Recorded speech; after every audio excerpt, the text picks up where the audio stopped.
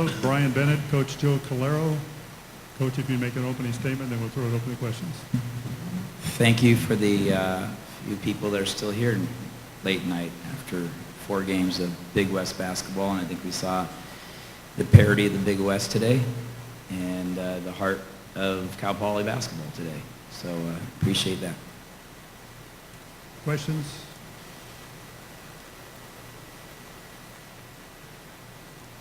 In the back. Yeah, Brian, can you just talk about what maybe you and Alan talked about at the end of the game? I mean, it was a great matchup tonight, and you guys both played well. You're talking about when we were walking through the lines? We were just telling each other how much we respect one another, and I was telling him good luck and to finish out his senior year with hopefully going to the tournament. And he just was telling me great game and that keep working hard and things will pay off.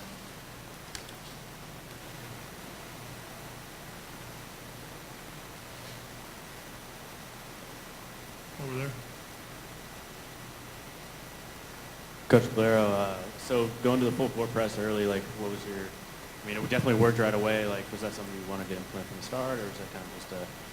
Well, we experimented a little bit with it the last game at their place, and we were able to pick up the tempo. The biggest reason for our pressure was we were hoping that we might generate some offense. Struggling so much offensively, to get anything to go down from the perimeter that thought maybe we could just change the tempo, maybe get a steal and a layup, and also energize our team a little bit.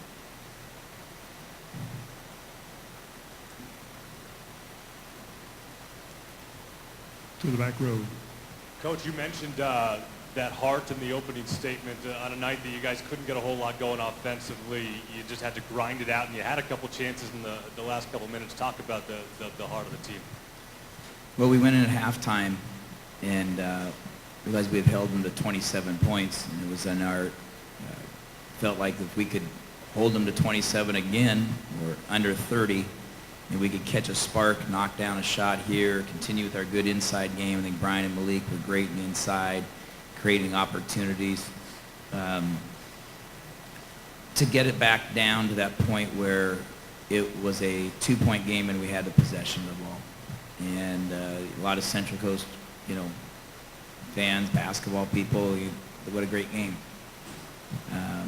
I thought we left everything out on the court. I thought Malik Love, 33 minutes, 10 points, 5 rebounds, 4 assists, the steal, just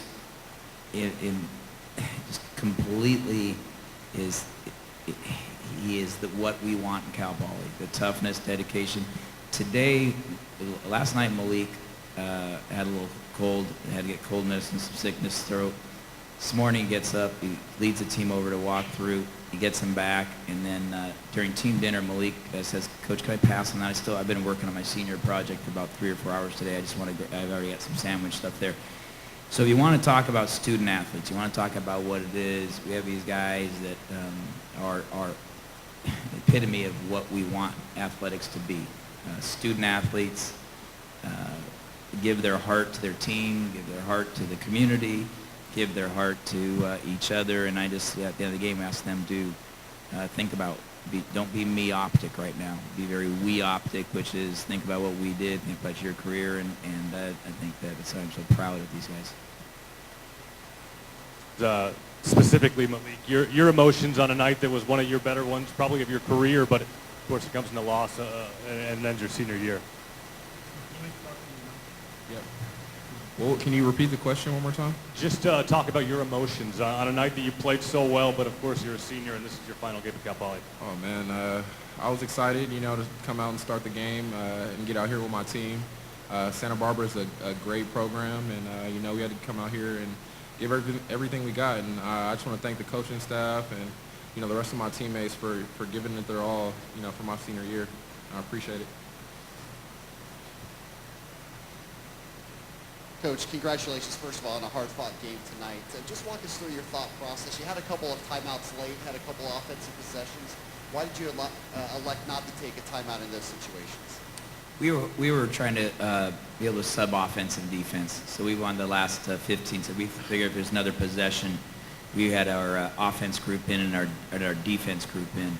And if we could get that switch back and forth, we had one to use to see if we could score it, and then put our press team in again. We're going to have to steal seals, which you have. Getting David Nawaba was struggling offensively, but he's such a great defender and athletic. And Michael Bolden, getting them back and forth for Reese and Ridge. We wanted to kind of be able to flip-flop those. Down here.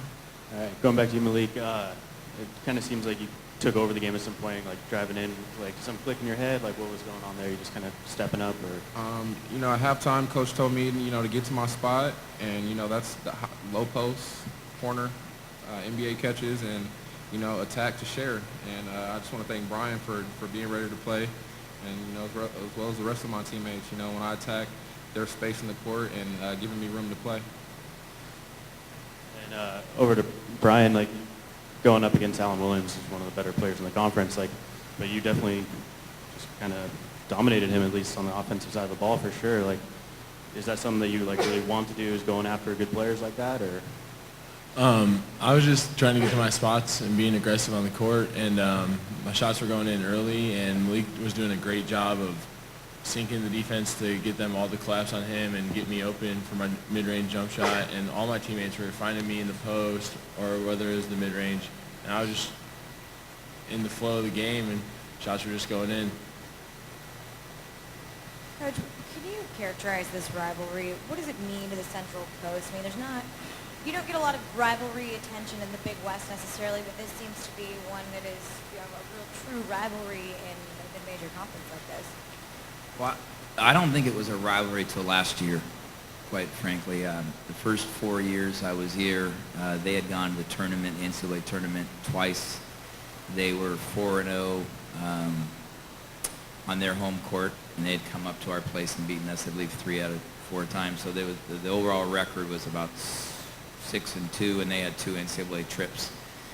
And then last year we were able to get our first victory since I had been coach on their home court, and then they came back and got it, and then and beat us on senior night, and then we were able to win the first round of the tournament here and get to the NCAA tournament.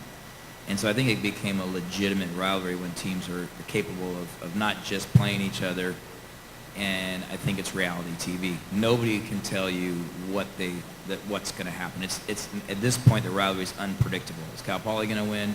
Is Santa Barbara going to win? By how much? Who's playing? What's happening? Who's going to the tournament? What position? I don't think that the seeding matters anymore. I think that both of us are capable of running the table and going to the NCAA tournament. And it's kind of cool that 3 out of the last 5 years, NCAA tournament teams have come from the Central Coast. So you look back 4 years ago, so I think in between there was Long Beach State. Santa Barbara had two NCAA bids inside that, maybe in 5 years. I think it's 3 in 5 years. That's kind of cool.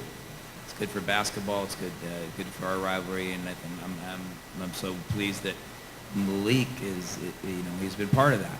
You know, he's part of that emergence of what a true rivalry is either team can win. And you know, when we first came in here together 5 years ago, and he broke his foot and had a red shirt, you know, we were the little brother to Santa Barbara. They're the ones that had trips to the dance, and they had the winning record.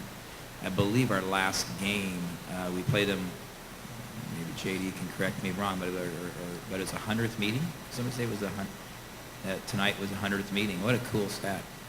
You know, in that 100th meeting, and it comes down to one, you know, with a minute or 2 to go, we have the ball in a 2-point game. That's what you want in a 100 meeting. That you're watching it going, wow, this is good basketball.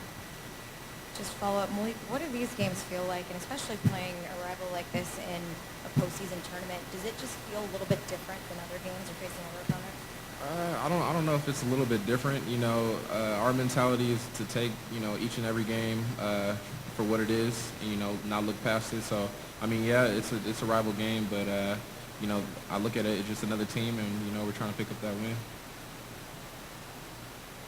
JD Scroggin with Tribune in St. Louis. You guys, what you did last year was one of a kind, you know, singular, special run, and I think, you know, this year of going out in the opening round as a number 7 seed, that's what people expect from a number 7 seed. But considering what you guys accomplished last year, and you come in here with the same situation, how disappointing, I guess, you know, is it to go out in the first round? in case anyone didn't ask that. Is that before. anybody specific? Yeah, to all three of you, if you could answer. I think it's kind of similar to last year in that as a number 7 seed, we weren't surprised that we won. And as a number 7 seed, we weren't surprised that we lost. You know, I think we really do feel like we go in with respect of our opponent and go, wow, we could lose tonight. We don't play an A game. I think tonight there was we had an A game effort and execution. We didn't knock down some shots here and there that would have maybe made a little difference. So I think that's the biggest threat. I just don't think that there's not a magnitude that increased on it from from just that first game. At least not from the coach's perspective. I think that the guys have kind of moved on beyond that too. Is that it doesn't add to the disappointment because it was Santa Barbara. It doesn't add to it didn't add to the sweetness last year that we beat Santa Barbara. It's just like, well, we made a great run last year. I think that the other point that I made to Malik and to Mike and to Anthony is that you're disappointed that the season's over, but we're talking about careers. You know, you don't look back at just this season. The season doesn't just end. It's like I look back at Malik and I go, and that's one of my kids for life. I mean, he walks in our locker room now, anytime, any place, and go, hey, come in here. He doesn't have to permission. They don't have to. Players that leave our program, they don't have to knock on the door. So when you go home, you come into our house, walk in our locker room anytime. You're welcome in our place anytime. That's all I feel about it. So there's not that disappointment. Like, you know, it's like, well, it's going to end sooner or later. And I'm old enough to appreciate how important the relationships are. And I think they are too. And for you guys, players, I mean, how disappointing, I guess, is this? I don't think it's any more disappointing than just losing a normal game. Like Coach was just talking about, like coming in, we definitely thought we could beat them, and we definitely knew that if we didn't play good, they would beat us. And I felt on the court, and all my teammates felt that we all played good and we played hard. And you know, if there was 42 minutes in the game, we might have found a way to win, but the game's only 40 minutes long. So I mean, we're just gonna take this in and learn from it, and we thanked all our seniors after because they put in so much time and dedication, and their work ethic is definitely passed over to all of us. And I know Malik and Mike and Anthony, they're all desire to go play farther on after this, and just to keep those relationships growing is a key thing for us.